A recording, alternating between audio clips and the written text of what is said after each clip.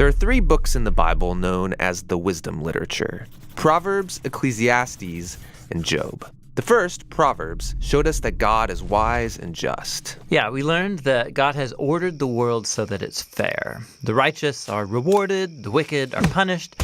In other words, you get what you deserve. But then we meet Ecclesiastes, who observes, people don't always get what they deserve. He said the world isn't always fair, that life is unpredictable and hard to comprehend, just like smoke. And this makes you wonder, okay, well, is God wise and just? Exactly. And so it's that question that is being explored in the final book of wisdom, Job. All right, let's dive in. So Job begins with a strange story that takes place up in the heavens, which are described something like a heavenly command center.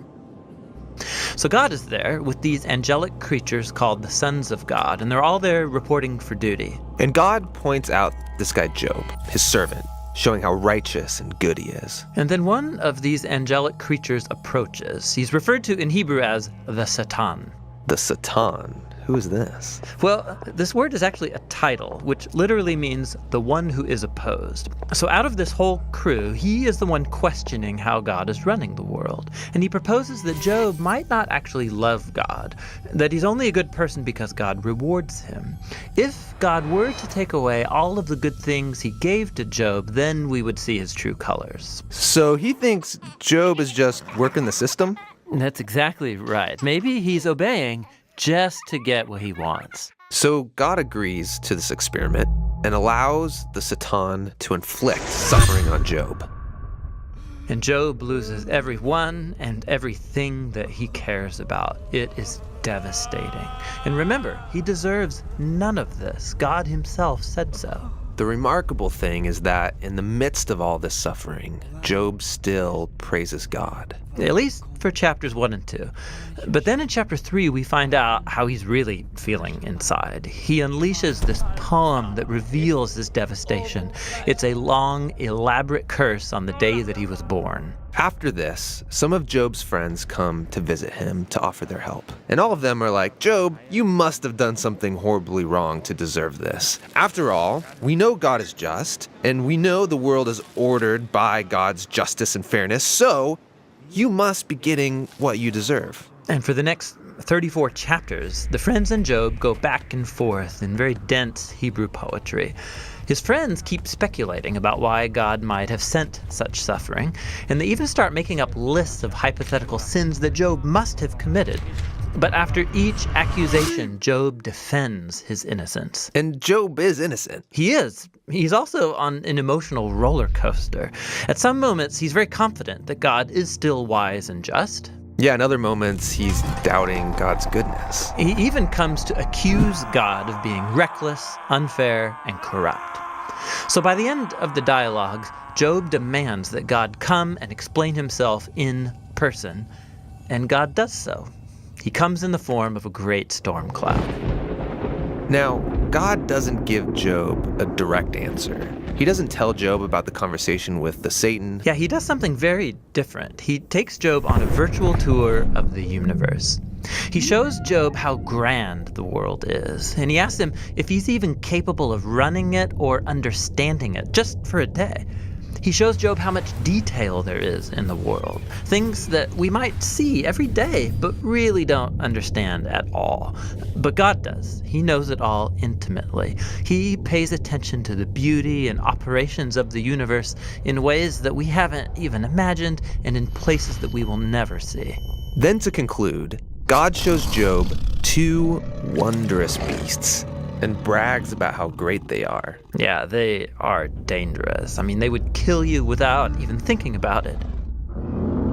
And God says they're not evil. They're actually a part of his good world. And then that's it. That's God's whole defense.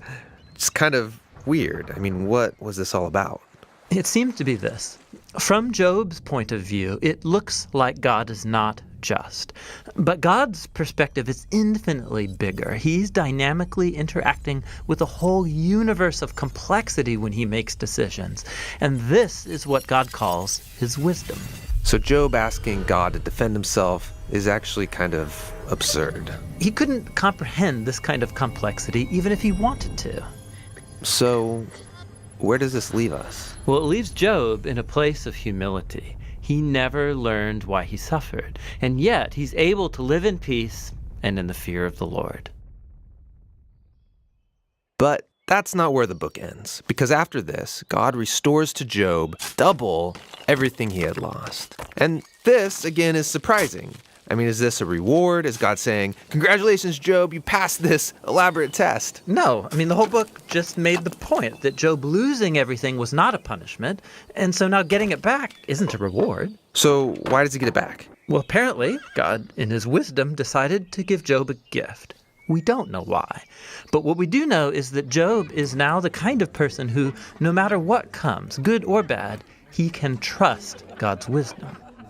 And that's the book of Job, and the end of our wisdom series. These biblical books of wisdom are amazing. Each one offers a unique perspective on the good life, and you need to hear all of them together as you learn to live with wisdom and in the fear of the Lord. Hey you guys, thank you for watching this video from The Bible Project. You can find a lot more videos just like this one on our YouTube channel, The Bible Project, or at our website, jointhebibleproject.com.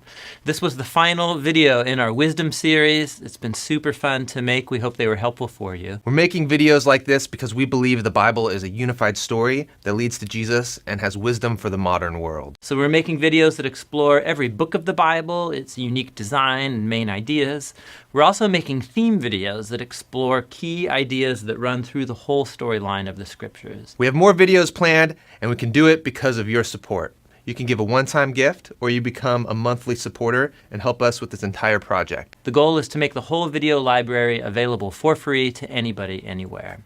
Go to jointhebibleproject.com. You can download a full resolution version of this video, all kinds of other resources. It's there for free for you.